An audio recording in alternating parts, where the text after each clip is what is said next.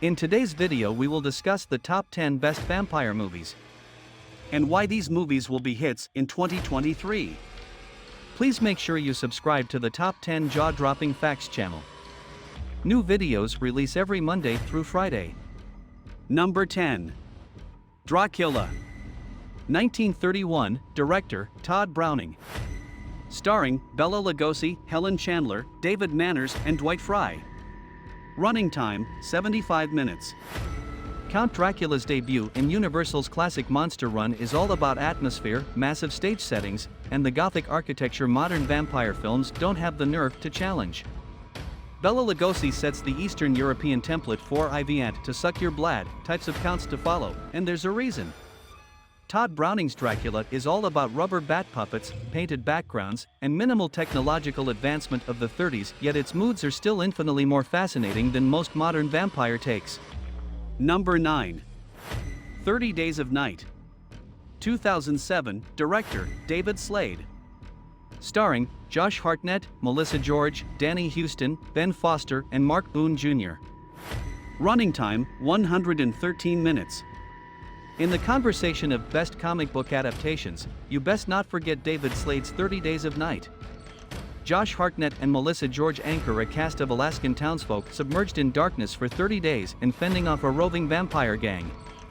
Danny Huston epitomizes vampires as creatures worth fearing, as primal and animalistic as horror fans have encountered. 30 Days of Night is magnificently monster-forward and never for a second lets audiences catch their breath, hinged on a glorious turning point in horror cinema where attitudes were still bleak as midnight, yet gore heaviness evolved from mindless to punctual. Number 8. Bloodsucking Bastards. 2015, director, Brian James O'Connell. Starring, Fran Kranz, Pedro Pascal, Joey Kern, Joel Murray, Emma Fitzpatrick, Yvette Yates-Reddick and Pervesh China. Running time, 86 minutes.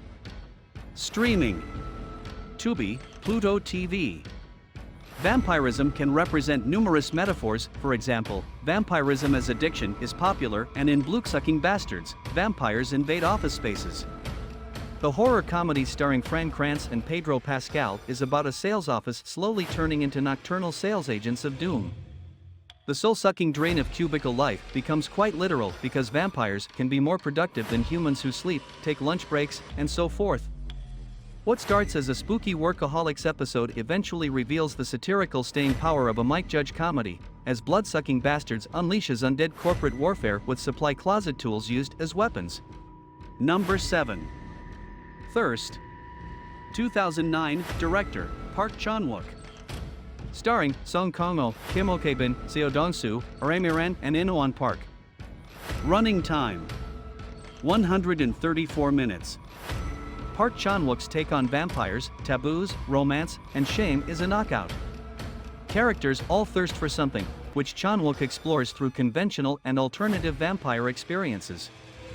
A Catholic priest turns vampire, and a disenchanted wife seeks forbidden everlasting romance in her own grasp of change. What happens next is artfully unhinged as chaos welcomes kidnappings, killings, and contemplations of eternal imprisonment. Number 6. Stake Land. 2010, director, Jim Mickle. Starring, Connor Paolo, Nick Damasai, Kelly McGillis, Danielle Harris, and Larry Fessenden. Running time, 98 minutes. Streaming. Peacock TV, Tubi, and Canopy. The feral intensity of Stake Land can feel like a direct response to Twilight, as this film was released only about 2 years after the infamous young adult vampire romance. Jim Mickle and co-writer Nick Damasai, who also stars, approach vampires with an apocalyptic lens, where survivors now wander infested territories trying to find safe havens like in Zombieland, except trade humor for beastly tension. Damasai's playing a vampire hunter who takes a mentee under his wing, teaching him tricks while navigating vampire hordes who thrash, gnash, and rip at throats. Number 5. From Dusk Till Dawn. 1996, director, Robert Rodriguez. Starring, Harvey Keitel, George Clooney, Juliette Lewis, Quentin Tarantino, Ernest Liu, Salma Hayek, Cheech Marin, Danny Trejo, Tom Savini, Fred Williamson, Michael Parks, John Saxon, and John Hawkes. Running time, 108 minutes and streaming. HBO Max. Quentin Tarantino and Robert Rodriguez's From Dusk Till Dawn is a crime thriller that stealthily turns into a sleazy vampire lockbox midnighter. It's got everything from Salma Hayek delivering a blistering dance number to overwhelming vampire numbers as titty twister strippers tear apart drunk patrons.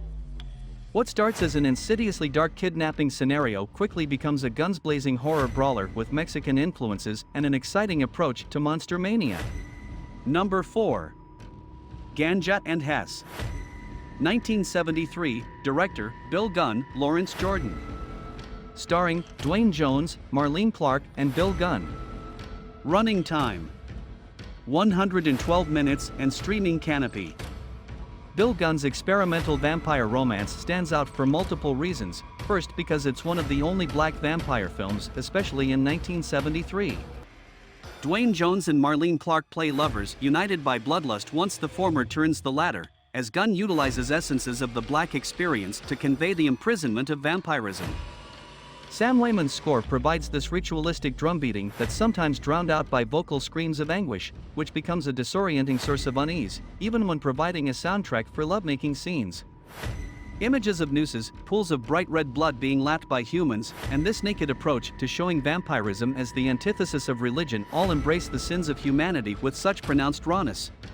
Race, horror, and society collide in a time when vampires mainly were whitewashed European interpretations. The importance of representation strikes again. Number 3. Interview with the Vampire. 1994, director, Neil Jordan. Starring, Brad Pitt, Tom Cruise, Antonio Banderas, Kirsten Dunst, Christian Slater, and Thandai Newton. Running time: 123 minutes. Streaming, Paramount+. Interview with the Vampire is a sexy, hunky, indulgent treat that starts in 1791 Spanish Louisiana and finishes with Guns N' Roses playing over the end credits. Tom Cruise is a diabolically dapper Lestat, Brad Pitt a dreamily conflicted Lewis, Christian Slater a beefcake journalist. The hunkiness of Interview is off the charts even before mentioning Antonio Banderas. Kirsten Dunst brings a supporting turn as a child stuck in a youthful body forever, confirming that the performances across the board are transformative as a vampire family bickers and feeds throughout decades. There are oodles of presence from Lewis's extravagantly decorated plantation to New Orleans penthouses to Paris Theatre de Vampires. Number 2. Bram Stoker's Dracula. 1992, director, Francis Ford Coppola. Starring, Gary Oldman, Winona Ryder, Anthony Hopkins, Keanu Reeves, Richard E. Grant, Cary Elwes, Billy Campbell, Tom Waits, Monica Bellucci, and Sadie Frost. Running time: 128 minutes. Francis Ford Coppola adapts Bram Stoker's Dracula with supreme decadence as a gothic horror creature feature that's also a sumptuous blockbuster experience. Coppola famously demanded only on-set and in-camera effects could be used, which resulted in an astonishing feast for the eyes, from werewolf costumes to projected arteries pulsating atop Winona Ryder. Gary Oldman's bellowing command over his adversaries as Count Dracula and Anthony Hopkins' hilariously blunt take on Van Helsing are triumphant performances, not to forget whatever accent Keanu Reeves attempts for Jonathan Harker or Tom Waits losing his mind as Renfield. Coppola preserves the spectacle nature of old Hollywood, making the movie like the 90s. Number 1. Blade 2. 2002, director, Guillermo del Toro. Starring, Wesley Snipes, Chris Christopherson, Ron Perlman, Norman Reedus, Thomas Kretschmann, Luke Goss, Donnie Yen, Danny Johnjuls, and Leonor Varela. Running time: 117 minutes. Streaming, HBO Max. One or two more slots on this list and Wesley Snipes' first Blade movie would appear.